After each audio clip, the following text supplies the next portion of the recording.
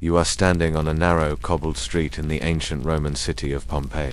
The air smells faintly of olive oil, wet limestone, and something more acrid like the distant taint of manure baked in the sun. It's early morning, and before the patricians rise from their mosaiced villas or the baker heats his wood-fired oven, one figure is already hard at work, the precarious, or more plainly, the Roman janitor. In modern terms, you might picture a custodian mopping tiled floors under fluorescent lights, but in first-century Pompeii, the job was far more complex.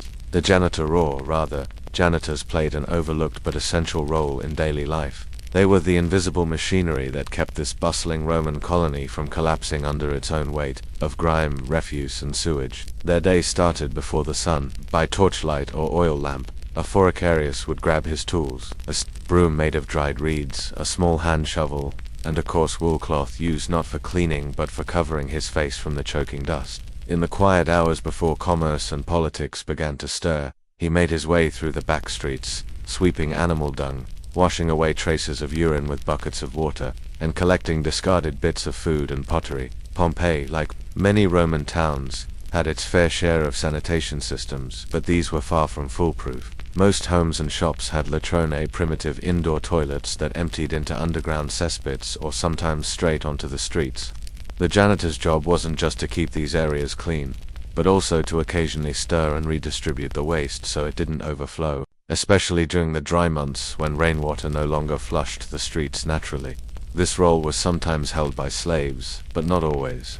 Some janitors were liberator freedmen working for modest wages paid either by private householders or the local magistrates. In Pompeii, janitors could be part of guilds collegia, particularly in larger public buildings like the bathhouses, where maintenance of hygiene was a civic expectation.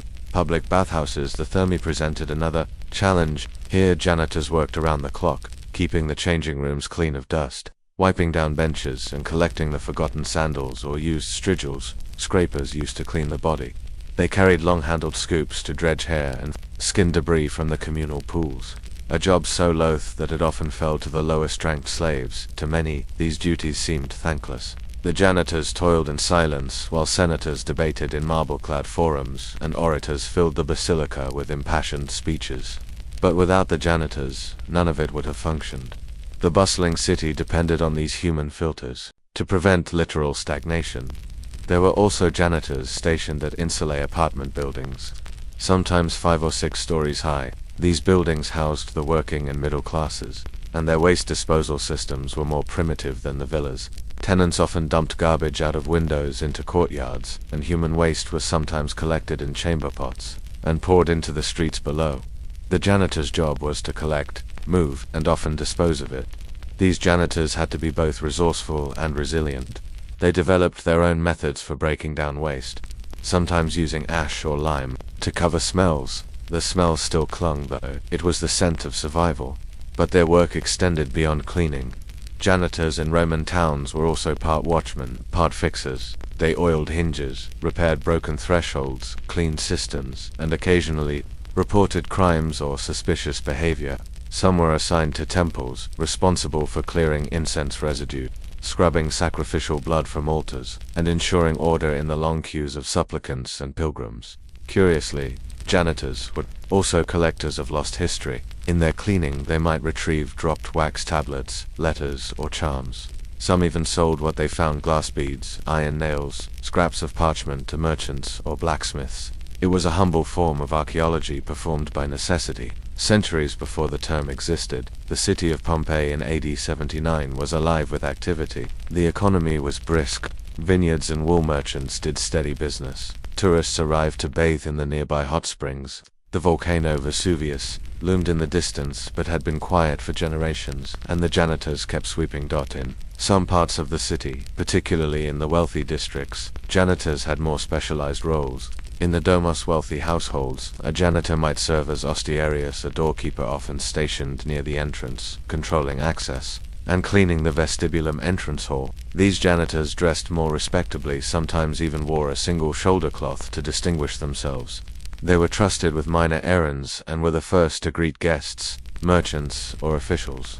In this way, the janitor straddled the line between servant and security guard. You may be wondering, who trained these janitors? The answer is, mostly, no one. It was a learn-by-doing profession, passed on by observation. An older janitor might take on a young apprentice, usually a boy, born into slavery or freed into poverty, and teach him the rhythms of the street, how to manage water supplies during dry months, or how to barter for fresh tools from a blacksmith, without being cheated. These were lessons rarely recorded in stone or ink, but embedded in daily repetition, despite their obscurity. Janitors were sometimes acknowledged in graffiti and tombstones. One such inscription found in Pompeii reads, "Here lies Publius Masseus, who kept the floors of the temple of Apollo as clean as the god deserved. May he rest with the dust he once swept." It's a brief line, and yet it reveals how even the lowliest roles could be honored in death. Still, most janitors remained anonymous. They worked in the shadows of temples and bathhouses, behind wine shops and within sewer tunnels. Their hands were calloused, their backs bent early, their faces remained unpainted, but their labor sustained a city teetering on the edge of nature's patience. And so, on the day before the eruption of Mount Vesuvius, before ash filled the skies and buried the world in silence, a janitor in Pompeii likely woke up before dawn. He picked up his broom, he began his rounds. He had no idea it would be the last time he swept those cobbled streets. But what did he see that morning? What sounds did he hear? Rumblings, whispers, a strange stillness in the birdsong. Did he pause in his sweeping glance toward the volcano, and wonder if something was amiss? Or was it just another boring day? Ash in the air, dust in the heart. The morning of August 24th, 79 AD, began like any other for the janitors of Pompeii. At least, that's what we can infer from the patterns of their labor, still etched in the city's ash-covered remains. You imagine yourself walking beside one of these men. Let's call him Lucius. Not because his name is known, but because it fits the quiet dignity of his work. Lucius was likely in his 40s, older than most slaves, lean from years of pushing brooms and hauling water buckets. He worked in the central part of the city near the Forum, keeping the stone-paved streets swept and the public lavatories clean. Lucius would have risen just before first light, like every day before. He would have visited the water towers to fill his bucket before the daily rationing began. When the aqueduct-fed towers opened valves to public fountains and bath, water was a precious commodity, distributed not evenly, but according to wealth and status. As a janitor, Lucius needed to get ahead of the crowds. By mid-morning, the markets were stirring. Bakers pulled loaves from their clay ovens, vendors displayed garum jars and olives. Patrons lingered outside bathhouses, sipping watered wine and discussing politics. The city felt alive, dense, noisy, and ordinary. But something was off. Some janitors, those tasked with maintaining the aqueduct, inspection tunnels, might have noticed a strange taste in the water or reduced flow from the towers. They may have noticed, too, that small tremors had been shaking the city for days. Nothing alarming, but enough to rattle roof tiles and cause minor cracks in stuccoed walls. These quakes were common in the region, and most citizens paid them little attention. Earthquakes were as Roman as bread and wine. Yet this morning, as Lucius moved through the Forum with his broom, a thin haze began to creep over the city, dimming the sunlight in a way that felt unnatural. The birds grew restless. Dogs barked without cause. At midday, the sky began to darken. Fine grey dust fell lightly at first, like powdered marble sifted from the heavens. Lucius may have paused and looked upward, wiping his brow, perhaps believing it to be ash from a distant fire. This was not unheard of in the tightly packed city. But soon the ash thickened, coating rooftops, clogging drains, and silencing the midday bells. Lucius's training kicked in. He kept sweeping the drains and started clearing them, lest the strange ash block the water flow. He covered his mouth with his woolcloth and tried to carry on. He was not alone. Across the city, janitors and slaves did the same. Inside bathhouses, they cleared ash from the skylights. In villas, they rushed to remove it from courtyards. In temples, they tried to keep the altars clean, unsure whether this was a bad omen or an angry god. As the hours passed, the ashfall grew worse. By early afternoon, visibility had dropped dramatically. The bright Campanian sky had turned a sickly gray. Janitors who tended the outdoor latrines now had a new task. They struggled to keep the exits clear, fearing that if the pathways clogged, people might get trapped in foul-smelling rooms already half filled with flies and filth. In wealthier homes, janitors were asked to help prepare for departure. Some residents packed up their valuables, jewelry, silverware, food, jars. Others hesitated, unsure whether to flee or stay. Lucius, if he worked for such a household, may have been ordered to load carts or collect items, but he likely had no cart of his own, no storage room for possessions. His only assets were the tools of his work hand. Those tools were quickly becoming useless. The wind shifted. Pumice began to fall, light but sharp. It cut into exposed skin and damaged thatched roofs. Now, instead of just sweeping ash, janitors found themselves trying to remove fallen ceiling tiles and brace unstable beams. One collapsed roof in the north of the city crushed a bakery. Archaeologists later found the baker's skeleton beneath it, along with that of a donkey still tethered to a millstone. There was no one left to sweep that mess away. In the chaos, many janitors likely returned to their own dwellings, small apartments on upper floors of insulae, or cramped servant quarters behind larger homes, but others may have stayed at their posts, instructed to help until the very end. Roman values often demanded this of the lower classes. Duty before safety. Survival, if it came, was a distant second. By late afternoon, the sky was nearly black.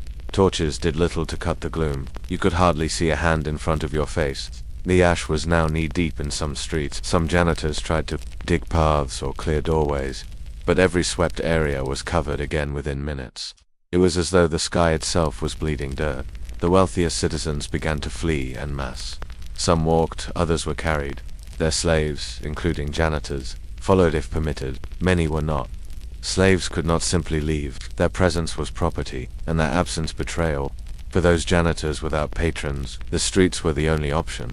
That we know from the discovery of dozens of skeletons near the Herculaneum gate that many tried to escape that way. Lucius may have been one of them. Perhaps he waited until nightfall, when his employer had finally given up hope, or when the air became too thick to breathe. The gate was a logical route northwest toward Naples, but the falling debris made walking difficult. Every step was a gamble. Others sought shelter in warehouses, cisterns, or even sewer tunnels. Ironically, these janitors familiar with the underground may have had the best chance of finding refuge, but oxygen was limited, and the tunnels were not built for long-term survival. Around midnight, the second and deadliest phase began. A pyroclastic surge, a wave of superheated gas and rock descended upon the city. It moved faster than any chariot, hotter than any forge. Buildings ignited. Roofs exploded. The air itself caught fire. Those still outdoors died instantly, lungs seared by invisible flame. Those indoors didn't fare much better. The surge collapsed walls and buried entire households under volcanic debris. It's unlikely Lucius survived, and yet we remember him not in name, but in function. The broom handle found in one preserved shop, the bronze strigil left in a bathhouse, the hastily cleaned mosaic half covered in ash. These are the fingerprints of the janitors of Pompeii, men and boys who served with little recognition, even in disaster. Today, we walk through the ruins of Pompeii and admire the frescoes, the villas, the fast food counters. But it is the ash footprints, the careful placement of tools, and the open doors that tell the janitor's story. A story of duty in the face of nature's indifference. What happened in those final hours? Did Lucius find a place to hide? Did he pray to the household gods, or curse them? Did he, even in his final moments, try to sweep a path clear for someone else? Or was his last act not one of cleaning, but of simply lying down, accepting that, in a city built on order, chaos had finally taken its turn? Buried quiet, forgotten hands, the city was silent.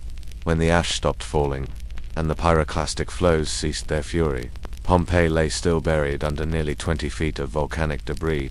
What was once a thriving Roman town, alive with the chatter of vendors and the steady rhythm of janitors' brooms, became a ghost frozen in time. It would remain that way for over 1,600 years. The story of Lucius, our imagined janitor, might have ended beneath the rubble like so many others. Yet even in death, these humble workers left clues. Archaeologists uncovered tools, brooms, amphorae of water, worn sandals, iron nails, and coarse cloths.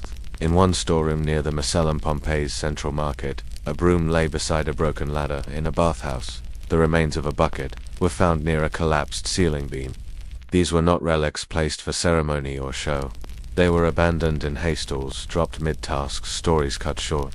Janitors, unlike patricians or priests, left little behind in text. They didn't inscribe poems, dictate their wills, or commission statutes. But what they did leave behind were patterns visible in the dust. Clean corners in otherwise messy rooms. Tiles scraped clean of soot. Drainage channels still clear, even beneath the ash.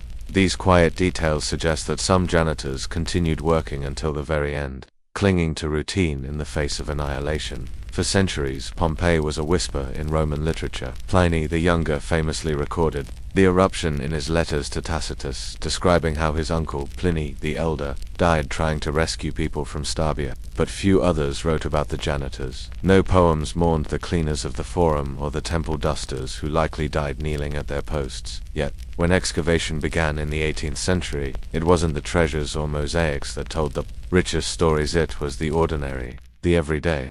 The boring. One house, known now as the House of the Faun, featured an unusually clean atrium.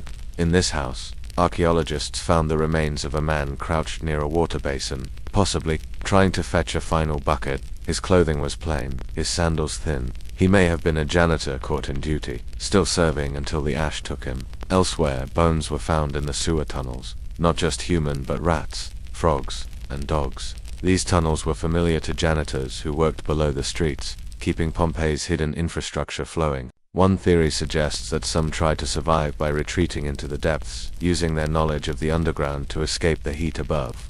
But the gases carbon dioxide, sulfur, and superheated air offered no mercy. Yet even as they vanished from life, the janitors of Pompeii helped preserve it, you see. It was their maintenance done day after day, month after month, that created the very layers archaeologists now study. The sweeping, the trash disposal, the careful channeling of water, all of this built up strata of sediment, and where that now allow researchers to reconstruct the rhythms of ancient life. A broken floor tile near a threshold, probably stepped on thousands of times by a janitor hauling buckets. A faded mural in a poorly lit corridor, likely missed by the wealthy, but seen daily by the cleaner who dusted it. An iron key found under a stairwell, perhaps dropped by a janitor locking up a storeroom he never returned to. After the rediscovery of Pompeii in 1748, attention first turned to the grander temples, the jewelry, the skeletons clutching coins. But over the decades, a new kind of historical gaze emerged. Scholars began to ask, what about the slaves, the workers, the ones who didn't write history but lived it?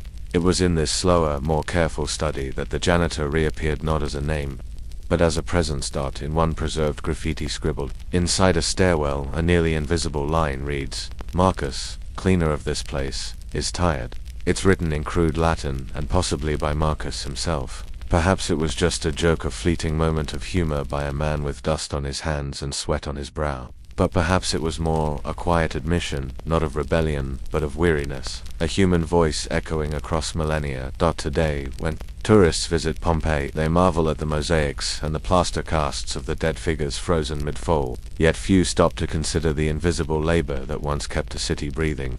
Every clean bath, every drained latrine, every unblocked road, each a silent monument to janitors like Lucius.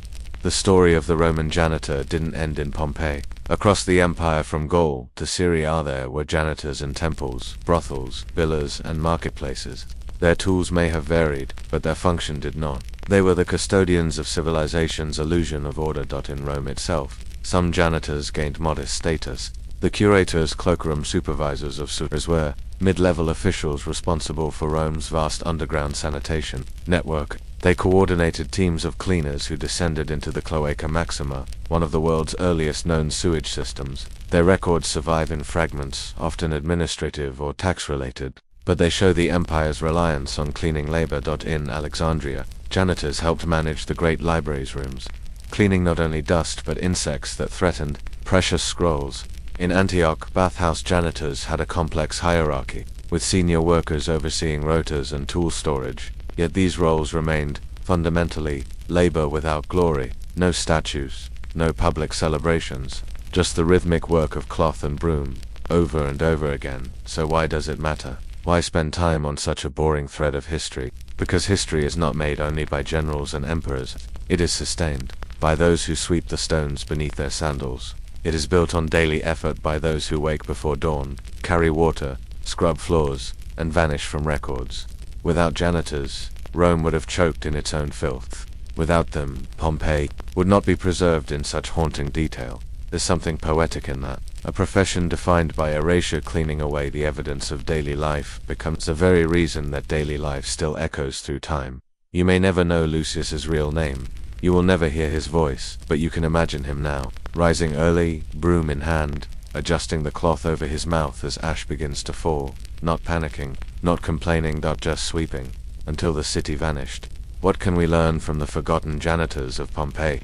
Perhaps that history is more than battles and declarations. It is in the footsteps on worn stones, the broom marks in dusty halls, the unthanked labor that keeps the world spinning. It makes you wonder how many of today's stories, quiet, unremarkable, boring, will someday become the threads that historians use to weave the past. And more importantly, who will be remembered because of what they built, but because of what they quietly maintained. Story 2. The bread inspector of ancient Egypt. Crumbs, contracts, and quiet authority in the heart of ancient Egypt.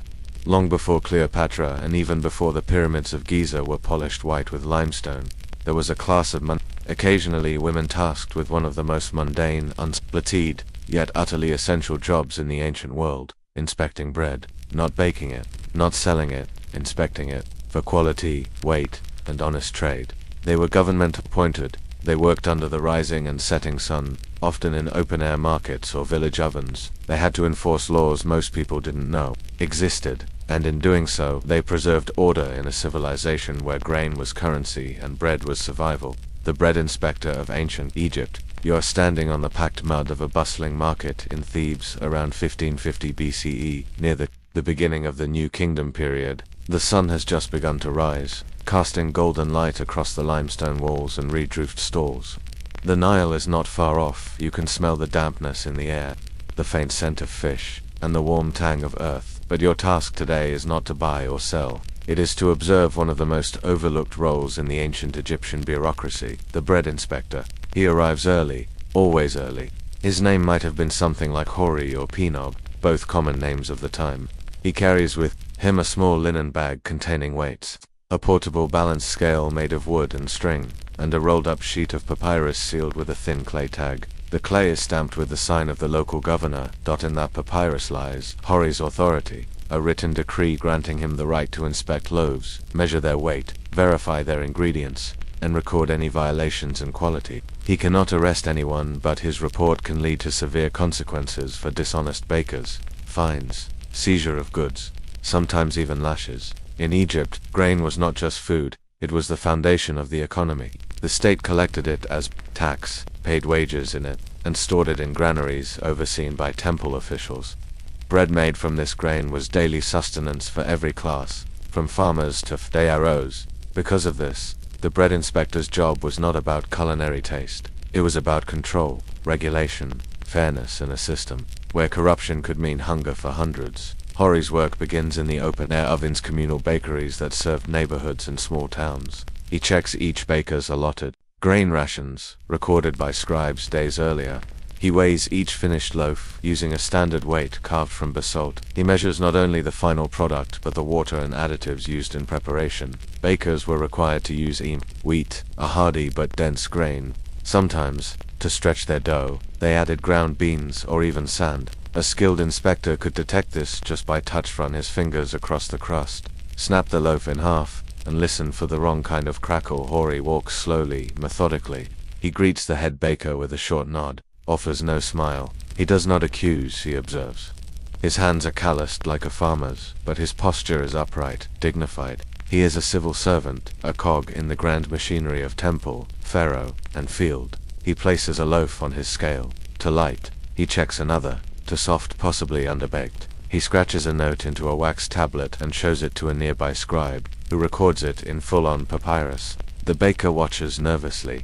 The penalty might not come today, but it will come. Elsewhere, in a smaller stall, Hori finds loaves that pass every test. He gives a rare word of approval, not to praise, but to let the scribe know, no fault found. Here the baker bows his head. A good report from an inspector can mean better placement in the next grain distribution, or the chance to supply larger festivals. The job has its dangers. Bakers are often desperate. A failed crop year, a missed delivery of state grain, or an unexpected tax could force them to cheat just to survive. Inspectors like Hori know this. Some accept bribes, others don't. There is no security detail. For a bread inspector, just reputation. Word spreads quickly in the markets about who is fair and who is not. Inspectors are not allowed to eat during their rounds, nor accept any offerings of food. Doing so could be seen as favoritism. Hori brings his own ration: dried onions, salted fish, and a small flatbread baked the night before. After the market, he moves on to the temple bakery. Temples in Egypt were more than places of worship, they were centers of power, land ownership, and economic control. Temple bakeries produced large quantities of bread for offerings to gods and to feed the priests and workers. These loaves were often shaped symbolically: round, crescent, or even molded with the image of a deity. Here, Hori's inspection is more ceremonial, but still serious. Bread offered to a god must meet strict purity laws. Only specific types of flour could be used, prepared in silence and sometimes by virgins. Even the water had to be drawn from designated wells. Any contamination could invalidate a ritual. Hori inspects each offering loaf. He doesn't touch them directly, he uses a thin reed stylus to tap, check firmness, examine coloration. A priest watches silently nearby. Both men know the power of these symbols. If bread is found impure, the gods themselves might reject the entire ceremony. Once done, he notes the results in 2 records, one for the temple, one for the local administration. These records will be stored in a clay jar in the temple's archive, where future officials may review them during audits or religious reviews. The sun now climbs high. It is hot. Flies buzz around the discarded chaff near the mills. Hori has more visits: private homes, granaries, storerooms, and one state bakery preparing rations for a workers' camp near a tomb construction site. Each site adds to his report. Sometimes he finds loaves intentionally underbaked to save fuel. Other times he catches loaves double weighed by hiding pebbles in the dough. Each infraction is small, forgettable in isolation, but taken together, they threaten the integrity of a system on which an empire rests. As Hori walks back toward the administrative building to file his daily report, he passes a group of children playing with leftover dough, shaping it into animal figures. A baker laughs and waves. A priest mutters something about bureaucrats. Hori says nothing. His job is not to be liked. It is to measure, record, and uphold. It is a role without glory. No statutes, no songs, just clean records and a city that keeps running. But what happens when the inspectors stop inspecting? When standards erode? When a drought hits and people must choose between feeding their family or filling their loaf with sand? Can one man with a reed scale really keep an empire honest? Or is he just measuring the inevitable, crumb by crumb? Cracking loaves and crumbling trust. The day after the inspection rounds in Thebes, Hori sits under a date palm near the edge of the temple precinct. A low wall of mud brick shades him from the worst of the mid-morning heat. Before him, a wooden writing board rests on a reed mat, covered in neatly scribed notes. Hori's reed pen moves steadily across a narrow sheet of papyrus. He is drafting his daily inspection report, a ritual almost as vital as the inspections themselves. Each bakery he visited, every weighed loaf, and all detected infractions are accounted for in detail. The name of the baker, the precise weight, deviation of the loaves, the temperature of the ovens where detectable, the purity of temple offerings, and the number of warnings issued. He adds no editorializing, no complaints, just the facts. The document is rolled, tied with flax string, and sealed with a clay plug stamped with the local nomarch's insignia jackal above 2 sheaves of grain. It will be stored in the central archive of the provincial capital, likely unread unless something goes wrong. But Hori knows this, and he writes with the precision of someone who believes the record matters because it does. That afternoon, Hori is called to the granary compound outside the city wall. It's a vast storage site, rows of beehive-shaped silos, each containing grain for the state's use. This is the heart of Egypt's food economy. When the Nile floods, as it does each year, the water brings silt and life to the farmland. But the real power lies in grain collection, and with power comes fraud. Grain could be siphoned, diluted, replaced with chaff. It was here that corruption flourished if left unchecked. The bread inspectors, along with grain scribes, were the first line of defense. Today, Hori joins a scribe named Teti, a younger man with quick hands and a nervous temperament. Teti carries the master tally of this granary's intake and output. Inside, the 2 men inspect sacks destined for a royal work crew at Dia El Medina village, where artisans and laborers build the tombs of pharaohs. These laborers are paid in grain, not coin. Their families live on the bread they bake each day, and so the quality of the flour matters. Hori watches as the grain is measured out, then ground in a stone mill just outside the silo. From the flour, loaves are baked in a sunken oven shaped like an inverted beehive. These are round, flat loaves, dense and coarse, meant for sustenance more than pleasure. Hori breaks one in half, The crust is fine, but the interior crumbles too easily. He pinches a bit of the dough and rolls it between his fingers. Grit, not flour. Stone dust, he mutters. Teddy raises an eyebrow. Are you certain? Hori nods. And crushed legumes. Likely broad beans, not part of the standard ratio. This is serious. Legumes were sometimes added in famines or with state approval, but the orders for this batch called for pure emmer flour. Diluting the flour meant cheating the laborers. It also meant someone, neither the baker or the miller, was keeping the difference for themselves. Hori instructs the scribe to record the infraction. The baker, summoned from a nearby tent, insists it was an honest mistake. There wasn't enough emmer, he says. The last delivery from Esna was short. I had no choice. Hori doesn't shout. He doesn't accuse. He simply writes it down. But that evening, as he walks home along the canal, he stops by the storage records office. He checks the manifest from Isna. There was no shortfall. The delivery had arrived on time, full weight. That means the flour was sold, diverted, or hoarded, not forgotten. The next morning he's called to a formal hearing. The high scribe of the district wants to know why loaves destined for tomb builders are being adulterated. Hori presents his findings, calm and methodical. He outlines the bakery site, the deviation in texture, the trace particles of dust and beans. He cites the original grain order and confirms the full weight delivery. The high scribe listens carefully, then turns to Teti, who confirms the data. Punishment is swift. The baker is removed. His family loses access to temple rations. He'll likely be reassigned to manual labor cleaning, irrigation canals, or hauling limestone blocks. In Egypt, cheating the breadline is not just fraud, it's sacrilege. Bread was sacred. To tamper with it was to tamper with the god's favor. And yet, as Hori leaves the court, there's no triumph in his expression. He knows the baker's family. A wife, 2 small children. He's seen them in the market, buying onions and dried fish with clay tokens. The baker was wrong, yes, but desperate people do desperate things. That night he doesn't sleep well. You begin to wonder how many times has Hori looked the other way, or chosen not to report an underweight loaf if he knew the reason behind it. The line between duty and empathy is a fine one. Bread inspectors must walk it daily. Days pass, the Nile begins to rise early this year. Floods bring hope, but also disruption. Some bakeries are waterlogged, others run out of grain as roads become impassable. Hori spends more time than ever in the field, checking emergency rations and backup ovens hastily built from reeds and clay. One village, he finds an entire consignment of bread offerings ruined by mold. The priests blame the timidity, but Hori suspects negligence. Bread for the gods must be handled quickly, dried over hot stones, and stored in sealed jars. The temple had clearly delayed the process, possibly to stretch supplies. The local priest offers him a gift, a small bundle of linen, a token of gratitude for your continued service. Inside is a ring with a carved faience beetle. Pretty, worth a week's wages. Hori hands it back without a word. Later, in private, he records the incident, not because he intends to report it, but because if something goes wrong, if a shipment is spoiled, if the workers fall ill, there will be a record. Not all records are for justice. Some are just for truth. And truth, in Egypt, is sacred. The goddess Mat embodies balance, fairness, and truth. Her feather is weighed against the hearts of the dead in the afterlife. Bread inspectors, in a small, earthly way, are stewards of Mat. They weigh loaves, yes, but also intentions. Back in Thebes, a rumor spreads, a new governor may soon arrive. A man from the Delta, Hori hears whispers that bread inspectors will be reassigned. Some fear the new administration will tighten controls.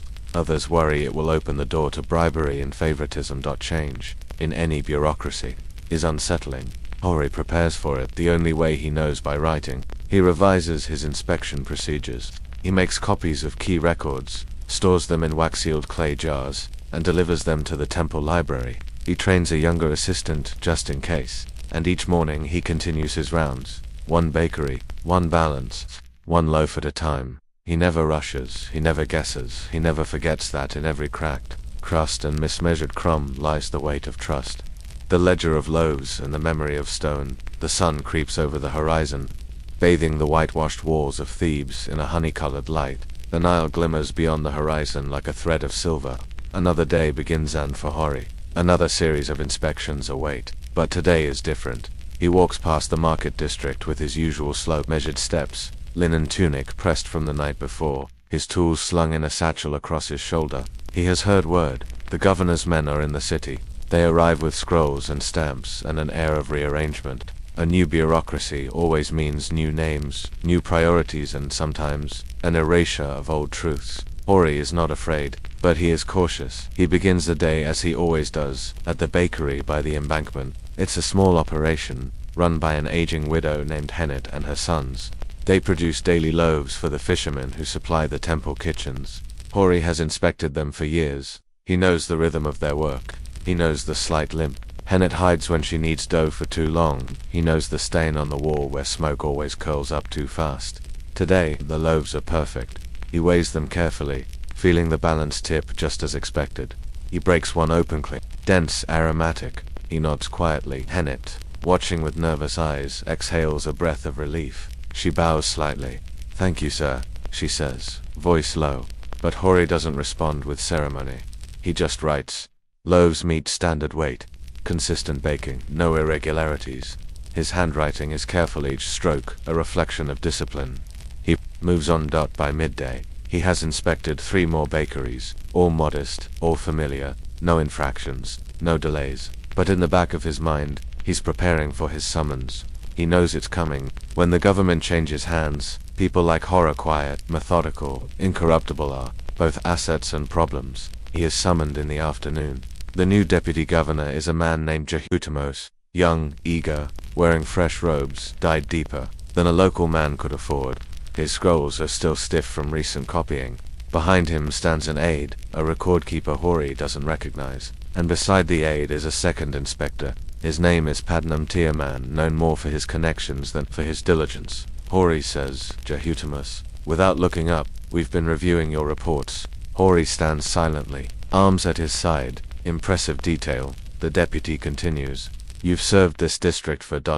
how long now?" 21 seasons, Hori replies, voice level. That long. You're due for reassignment, or retirement." The words hang in the air. Padine Mty glances at him, eyes amused. Jehutamos lifts a scroll. "There have been ... concerns. Your inspections are too severe, too rigid. You've caused disruption. Bakers complain." Hori blinks once, then says, "They complain because I wrote the truth. Perhaps, but sometimes truth is less useful than harmony." The deputy sets the scroll down. "You are hereby reassigned to the eastern fields. You'll inspect grain intake at the irrigation site / public work. Your ledgers will be reviewed, effective immediately." There's a pause. Hori simply nods. He does not argue. He does not ask why. He knows. In a society that prizes order, those who maintain it to carefully become threats when change comes. He has seen this before. Scribes demoted, overseers reassigned. Loyalty is not always rewarded. That evening he returns to his Homer, small, well-kept room behind the temple granary. He takes down his clay jars, opens the seals, and pulls out his old records. There are over 200 papyri, wax tablets, and linen tags. Each dated, each accounted for. Names, weights, inspections, minor infractions, weather conditions, even temple ceremonies and priestly schedules. It is a quiet archive, not of glory but of accountability. He doesn't destroy them, he doesn't hide them. He adds one final entry to the latest scroll. Inspector Hori, relieved of duties by order of Jehutamos. Reason unstated. Transferred to Eastern Fields. Inspection standards maintained. Then he seals the scroll, ties it shut, and places it atop the rest.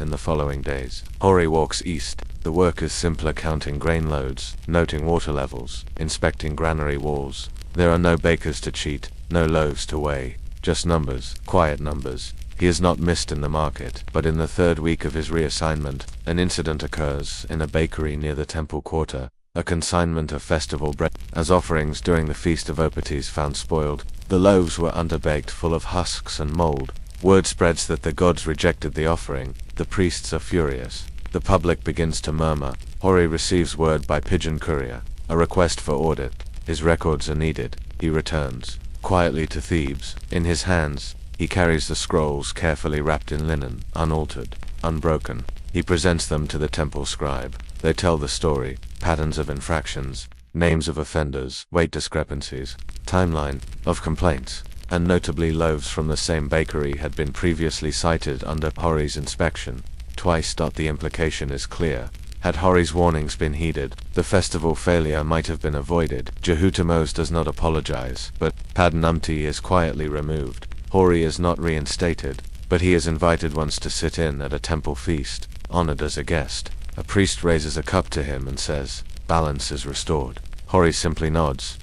He knows better. Order is never permanent. It must be maintained. In the months that follow, Hori continues in the eastern fields. He keeps his scrolls. He writes his reports. He teaches a younger inspector how to feel grit in dew without tasting it, how to identify a fraudulent seal, and how to write clearly enough for the gods to understand. Years pass. Hori grows old. His back bends slightly. His pace slows. His hand shakes when he writes, but his mind remains sharp. The temple continues to send for him when records need checking, when truth needs a quiet steward. Eventually he dies quietly in his sleep, in a small house by the canal surrounded by scrolls and silence. He is buried in modest linen, with a scarab amulet on his chest, not for wealth, but for memory. Some say his scrolls were kept in the granary library. Some say they were burned by a later governor, but fragments survived, found centuries later in a tomb storeroom. Small notes about bread weights, ink faded, but legible. They tell no dramatic story, no wars, no gods.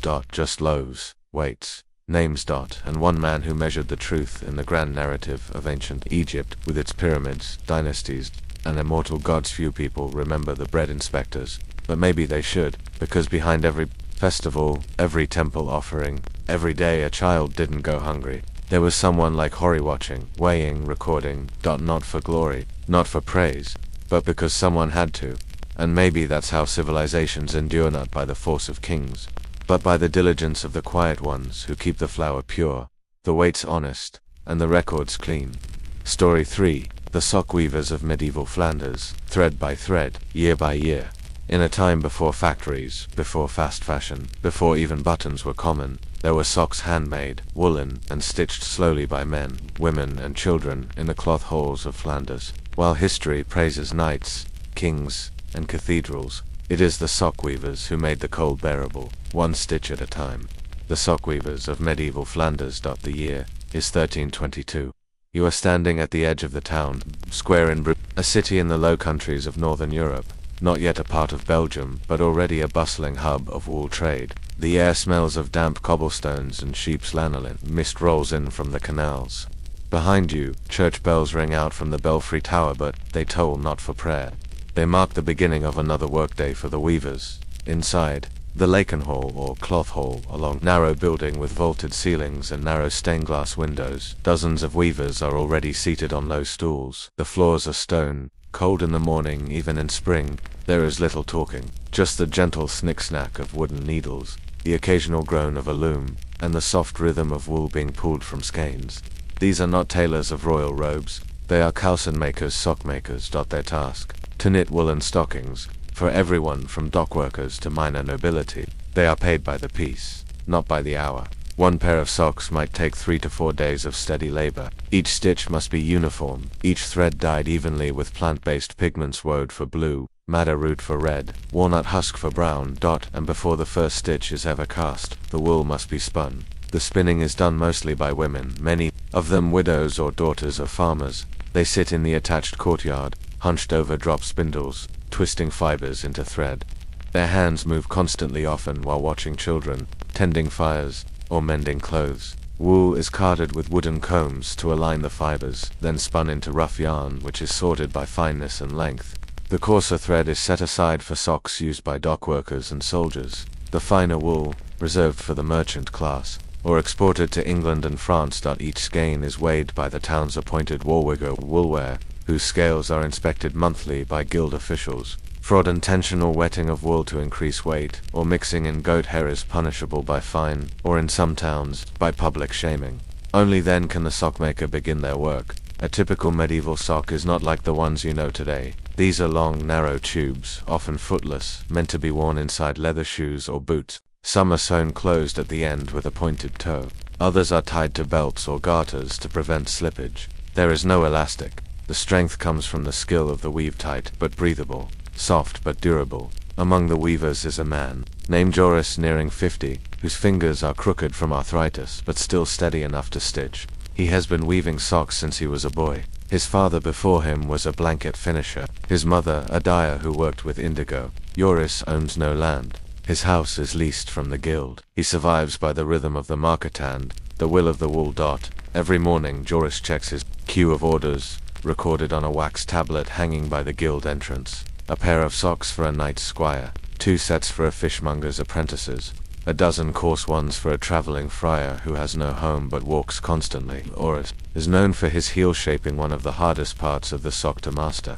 Most sock weavers can only produce tubes. Joris turns heels that fit without bunching, without sagging. This gives him status, but not wealth. By midday, the courtyard smells of wool grease and boiled nettle dye. Apprentices walk back and forth, collecting orders, delivering half-finished bundles. A girl named Leave, not more than 10, carries a basket of newly dyed thread to Joris's station. She sets it down wordlessly. He nods, then cuts a small length, holding it up to the light through the arched window. Too light. The dye didn't set. He sighs. Another setback. Leave looks nervous. They said it dried all night. She offers. Dried, says Joris, but not soaked. You can't fool wool or me. The girl lowers her eyes. Joris softens. Not your fault. Take it to Ankh. Tell her the dye bath needs more iron. He hands her a slip of parchment bearing the dye receipt. In medieval Flanders, dye formulas were guarded secrets, passed down by masters, memorized rather than written. A single misstep could ruin a batch of wool and an entire week's work. Nearby, a visiting merchant from Ghent watches the scene. He wears fur-lined boots, expensive. His socks are patterned, probably made in Paris. He asks to see samples from Joris's collection. Joris presents a pair of soft blue hose, ribbed near the ankle. Too thick, says the merchant. They last longer, Joris replies. I want what's fashionable, not what lasts. Joris does not argue. He wraps the socks again. In his mind, he calculates the loss of that order. A week of meals, a new spindle for Leave's mother. The merchant moves on. Still, the socks are made, finished, labeled with a guild tag, proof of quality, showing Joris's mark. They will be sold eventually, even if not to the fashionable man from Ghent. The townspeople know Joris's socks. They ask for them by name. By sundown, the work slows. The last rays of light are fading from the workshop windows. Candles are expensive, so most weavers work only by natural light. Joris rolls his finished pair into a bundle and ties it with flax string. His knees ache, his eyes burn, but the socks are done. He carries them to the guild record keeper, who marks the entry in a long parchment scroll. 72 pairs this quarter. The clerk notes. Not enough, Joris replies. It never is. As he steps outside, the bells toll again. Evening prayers. The city is cooling. Chimneys begin to smoke. The streets are wet from an earlier rain, and the cobblestones are slick under Joris's worn shoes. Inside them, though, his feet are warm, wrapped in a pair of coarse socks he made years ago. Not beautiful, but honest. Dud. And as he walks home, alone, you might ask, who will remember the sock weavers of Bruges? The men and women who spent lifetimes threading warmth into the bones of strangers. What did it mean to dedicate a life to something so small, so ordinary, so forgettable? And yet what is history, if not a tapestry of small threads? Guild marks and frostbitten toes. In the weeks following his rejected order, Joris works steadily, if quietly. The sock trade in Bruges slows in winter. Fewer merchants arrive.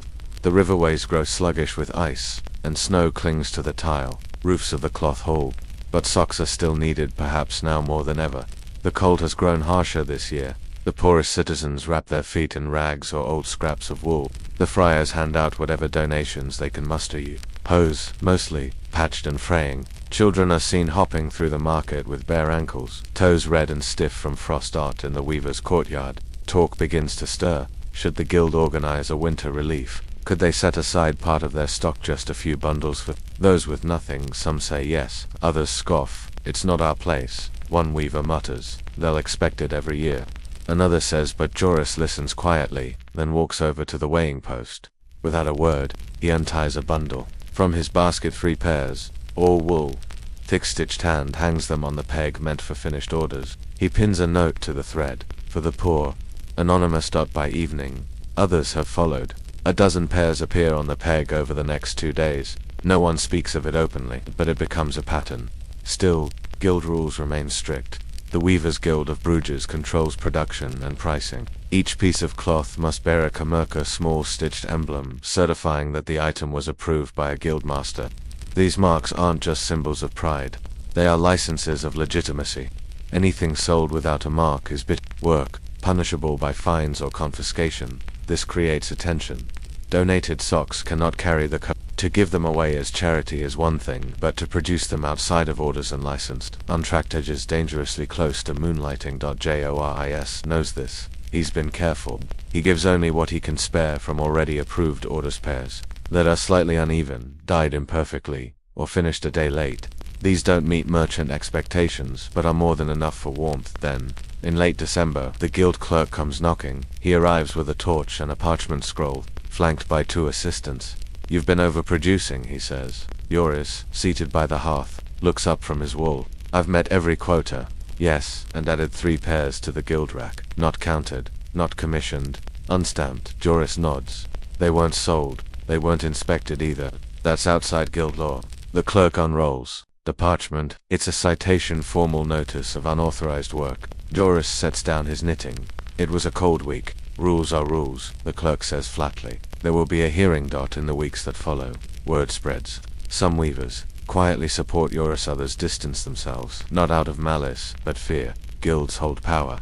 They protect their own, but they also enforce boundaries, especially in times of scarcity. The hearing is brief.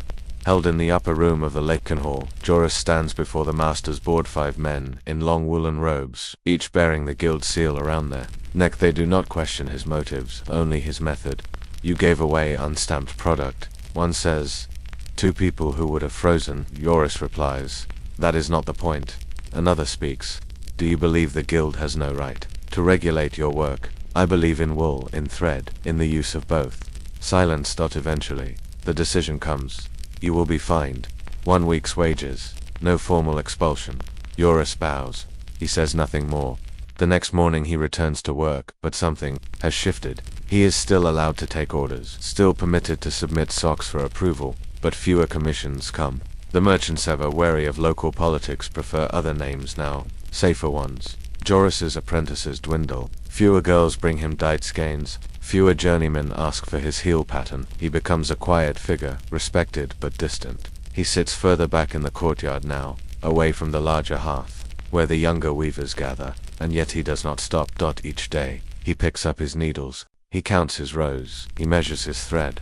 And in the late evenings, when the light fails, he turns to his private work, not for orders, not for charity, for memory. He begins weaving a single pair of socks, unlike any he's made before. Finer wool dyed deep green with imported walnut husk. The ankle bears a small stitched emblem, not the kermuk, but a bird, a sparrow, barely visible. Each stitch is perfect. He works on them slowly, over weeks, then months, between commissions, after meals, before dawn. He's not sure why he's making them, only that he must. Then, one morning, in the first thaw of spring, a rider comes to Bruges. He is not a merchant, but a royal courier.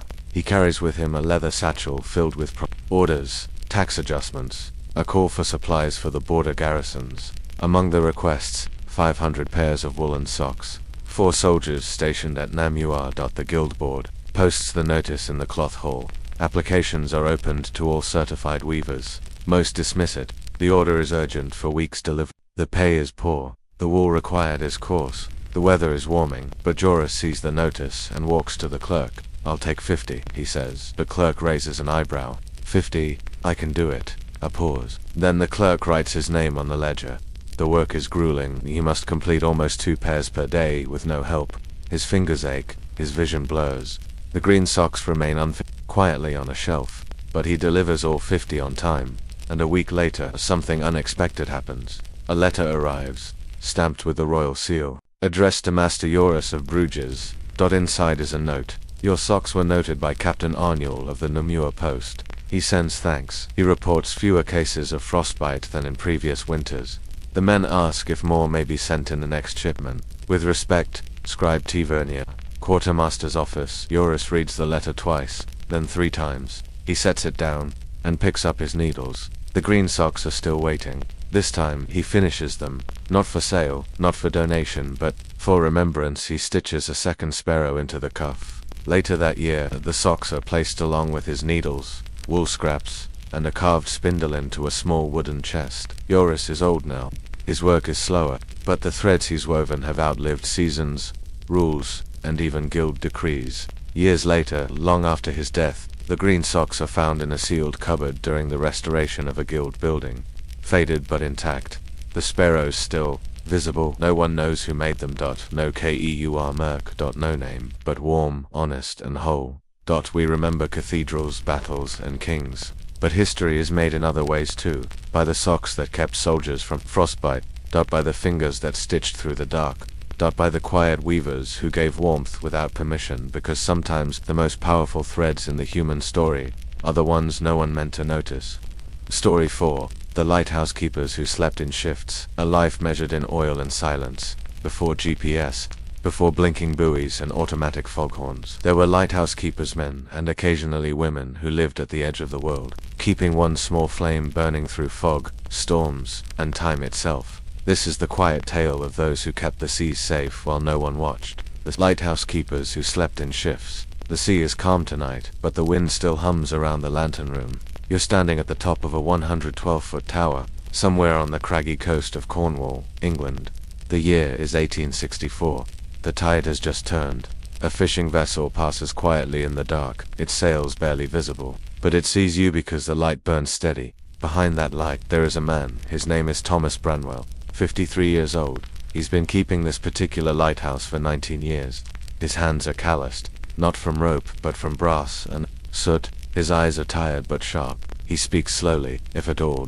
Every evening, just before sunset, Thomas climbs the narrow iron staircase to the lantern room. The steps groan under his weight. At the top, a massive Fresnel lens, imported from France, stands like a glass cathedral. It's 6 feet tall, with dozens of concentric prisms that catch a single flame and amplify it across miles of ocean. Thomas polishes the glass with linen cloths. No streaks, no dust. Even the smallest blemish can cause the light to scatter, weakening its range. Then he trims the wick. The lamp burns whale oil clean and slow. Later, it will switch to paraffin, but for now, each night depends on the careful maintenance of this single flame. He lights it. The lens flares into life, casting an arc of light that turns slowly on a clockwork gear powered by descending weights. Thomas winds the mechanism by hand. It takes effort. The cable must be reset every 4 hours or the lens will stop. He sets the timepiece. Then he waits. Lighthouse duty is a life of waiting. There are 2 keepers stationed here, Thomas and a younger man named George. They work in hours each. One tends the lamp and lens from dusk till dawn. The other cooks, repairs, cleans, and sleeps. They switch at sunrise. There is no third man, no backup. Just 2 people. One flame, the sea. The light must never go out.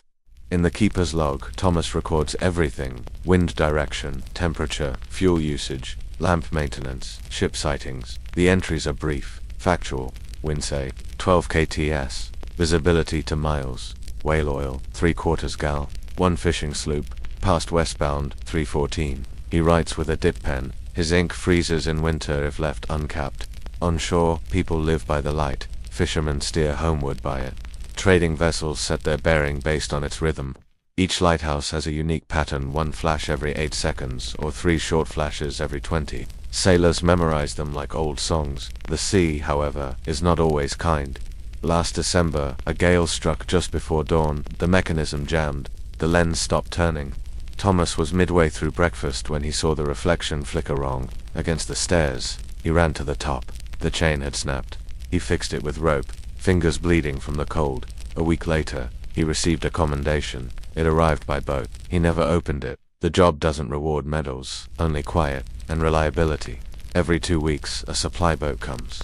Oil, fresh water, bread, matches, and newsletters from family. Sometimes a newspaper, usually 3 days old. But often the seas are too rough for delivery. Once Thomas went 28 days without fresh food. He boiled rainwater and ate nothing but tinned herring and hardtack. George, the junior keeper, is still learning. He is 27, with dark hair and a quiet laugh. He keeps a journal of bird sightings, puffins, gulls, cormorants. Sometimes he sketches them in pencil.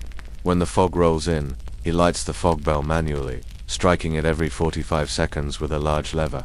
The bell is so loud, it shakes the bones in his chest. He once asked Thomas, "What happens if we both get sick?" Thomas replied, "Then the sea wins." There is no romanticism here, only routine. Every part of the lighthouse must be maintained. The storm shutters checked, the oil drums rotated, the cistern scrubbed, salt scraped from the iron fittings, mold cleaned from the stone walls. Even the keeper's boots must be dried properly, one fire spark from damp leather, and the whole tower could burn. And yet, there is peace here, no traffic, no factory whistles, no shouting, just the endless sound of waves, wind, and the clockwork tick of the turning lens. Sometimes, on calm nights, Thomas plays a concertina in the sitting room.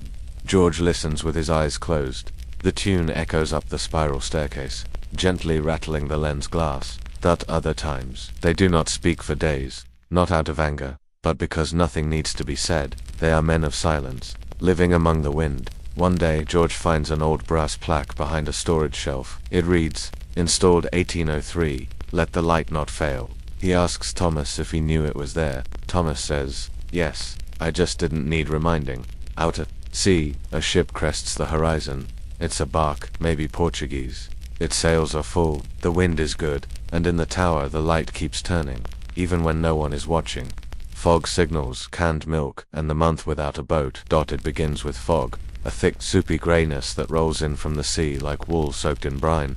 By dawn, the entire coast is swallowed in it. The light still shines, its beam rotating faithfully, every 8 seconds, but the fog muffles it, as if the sea itself has placed a hand over its mouth. George is on morning shift when it begins. He rings the fog bell manually, clang clang clang, once every 45 seconds. The automated striking hammer hasn't worked properly since autumn. Thomas meant to repair it, but the parts never arrived. Manual striking means no rest. The keeper must stay near the bell platform, watching the seconds, then pulling the lever with both hands. George does this for nearly 4 hours. Before Thomas takes over, the fog does not lift. By the second day, the clock mechanism on the lens begins to stick. Cold air has condensed in the gear chamber, causing the lubricated brass to gum slightly.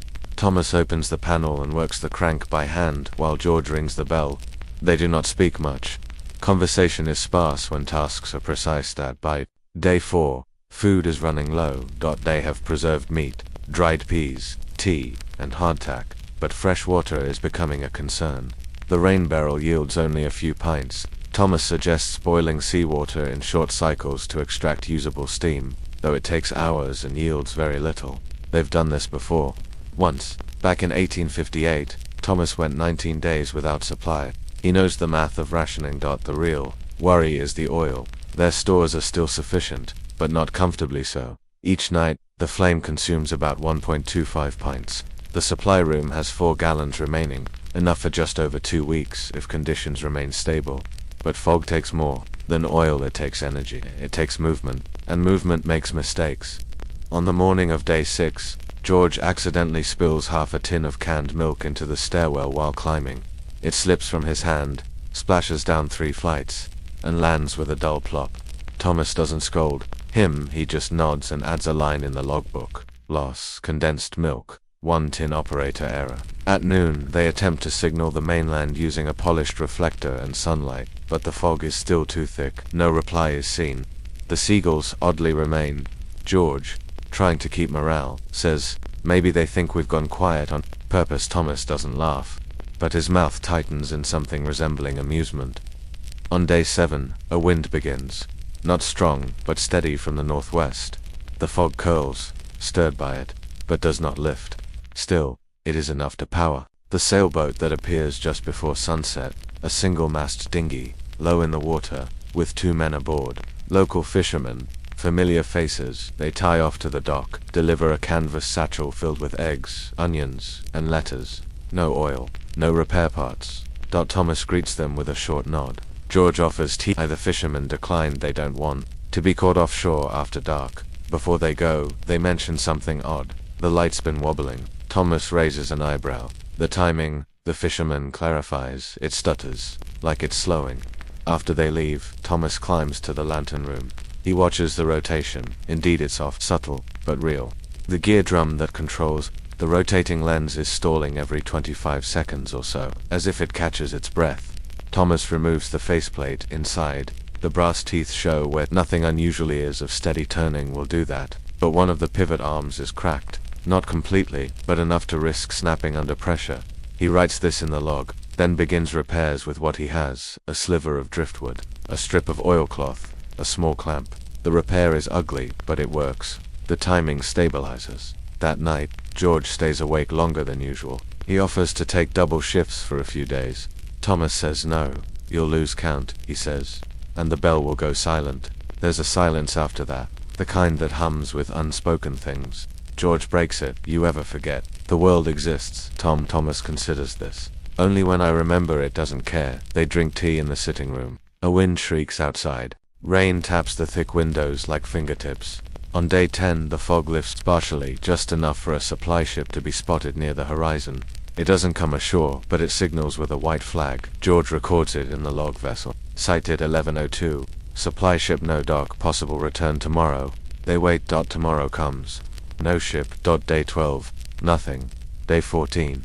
Wind turns again. Fog returns. The oil drops below 2 gallons. At this rate, they will need to begin restricted burn within 4 days, shortening the hours the lamp is lit. It's not ideal. It's not allowed, technically. But it's been done before. Thomas digs into his emergency log, an old cloth-bound book passed down from the last keeper. It contains notes, drawings, and calculations. One page reads, if reduced to 1 pt per day, flame may dim but remain visible to 5 miles. Use clean wick. Keep chimney glass spotless. Thomas follows it precisely. On night 15, the flame is half its usual brightness, but it holds. George, peering through the lens, says, still sharp at the edge. Thomas says, we'll call it survival brilliance.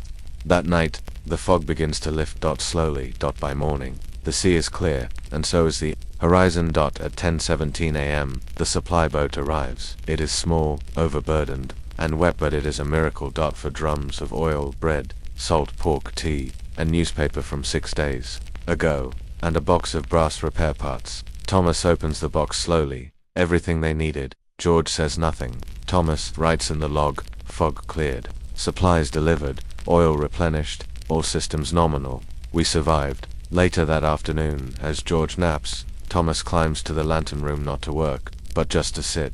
The gears turn smoothly now. The flame is tall and confident. The sea is calm. Out in the distance, a schooner passes, its sails trimmed close. It is following the light, and in this moment, the keeper of that light closes his eyes, not in sleep, but in the kind of silence that comes only after hardship passes, and the world continues on without noticing. The last watch and the eternal flame. The years pass with slow steadiness at the Cornish lighthouse. Thomas Branwell grows older, his hair silvering and his joints stiffening, but the rhythm of his work remains unchanged. The sea continues, its ceaseless whisper outside the tower windows. The lighthouse's glass cathedral still catches a single flame and stretches it across the darkness. George, now a man in his mid-30s, has become the keeper in charge. His bird sketches have given way to detailed logs of maritime traffic and weather patterns. The younger man has learned much from Thomas: how to coax the lamp to life on the coldest nights, how to mend a broken wick without a second's delay, how to hold watch through hours of storm and fog. Yet, despite the passage of decades, their lives remain tied to that single light, a symbol not only of safety for sailors, but of human endurance against isolation. The lantern room sits atop a spiral staircase of wrought iron, winding endlessly through the tower's stone core. It's a delicate balance between heaviness and precision. The enormous Fresnel lens, weighing nearly a ton, balanced on a clockwork platform powered by descending weights. The weights must be rewound every 4 hours, a task that George often performs in the quiet of the night, muscles aching but hands steady. The lens itself is a marvel of optical engineering. Each glass prism is handcrafted, and the entire apparatus must be spotless, free of even the smallest speck of dust or smudge. The oil lamp at its heart burns with a flame only a few inches high. But thanks to the lens's magic, that tiny light reaches ships over 20 miles offshore. Maintenance is an endless cycle. Polishing, trimming wicks, cleaning chimneys, refilling oil reservoirs, inspecting gears. Even the smallest lapse can result in darkness and disaster. One autumn morning, George finds Thomas sitting by the fireplace, staring at a faded black and white photograph of a woman. Thomas never speaks of his family, his wife or children, if he ever had any, but the photo suggests a life lived mostly away from this stone tower. George doesn't pry. Instead, he listens as Thomas recounts stories of earlier keepers of shipwrecks, witnessed through stormy nights, of messages in bottles found on the shore.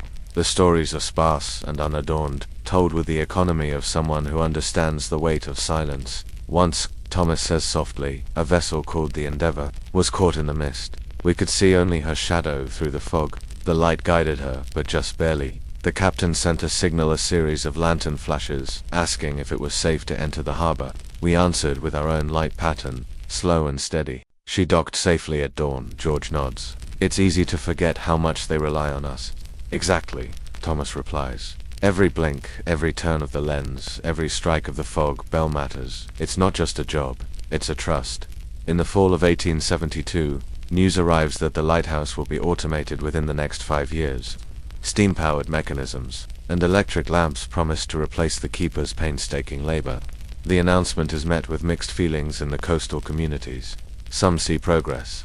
Others mourn the loss of human vigilance. Thomas, already in his 60s, feels the change keenly. He understands that the life he's known is nearing its end. But until the machines take over, the light must burn bright. On a cold November morning, the supply boat comes for the last time under their command. Thomas and George carefully check each crate, oil drums, lamp wicks, fresh linens, food supplies. The men aboard the vessel are polite but brisk. They speak of new technology coming from the mainland, steam engines that will rewind the weights, gas lamps that will never flicker out. George feels a pang of loss. The boat leaves, and silence settles over the lighthouse. One winter night, Thomas finds himself alone at the tower. George has been called to tend to his ailing mother in the village. Thomas lights the lamp, winds the mechanism, and settles into his familiar vigil. The wind howls around the tower, rattling the glass panes. Snow begins to fall, dusting the landscape in white. The beam of the light cuts through the darkness like a promise. Hours pass in slow rhythm.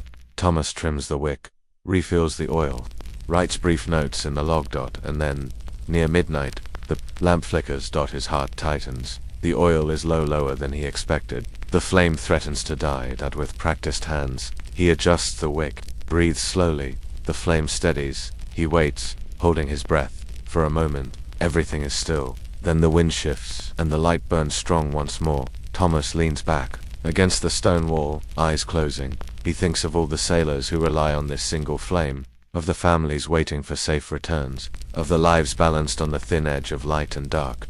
In the spring of 1873, Thomas retires. George takes over fully. The automation is still years away, but the keepers know their days are numbered. When Thomas leaves, he carries only a small satchel, his logbooks, a set of oil lamps, and the faded photograph of the woman who waited somewhere far from the sea. His final words to George are simple: keep the light steady. For those who cannot see, years later, the lighthouse is automated. The flame is replaced by an electric bulb, powered by a small generator in the tower's base. The fog bell is swapped for a compressed air horn, but the light still turns, and on clear nights, when the wind is just right, some say you can hear the faint creak of iron stairs and the soft whisper of 2 men keeping watch, bound by oil, glass, and quiet duty. The lighthouse keepers lived lives often overlooked by history. No battles won or lost, no treaties signed, no great discoveries, just endless vigilance. They were the silent guardians of the sea, measuring their days by oil and glass, their nights by stars and storms. In a world rushing toward automation and speed, their patient toil reminds us of a different kind of endurance, one not measured in grand gestures, but in steady light, and perhaps in the stillness of night. The greatest history is not made in thunderous events, but in the calm persistence of a flame that will not go out.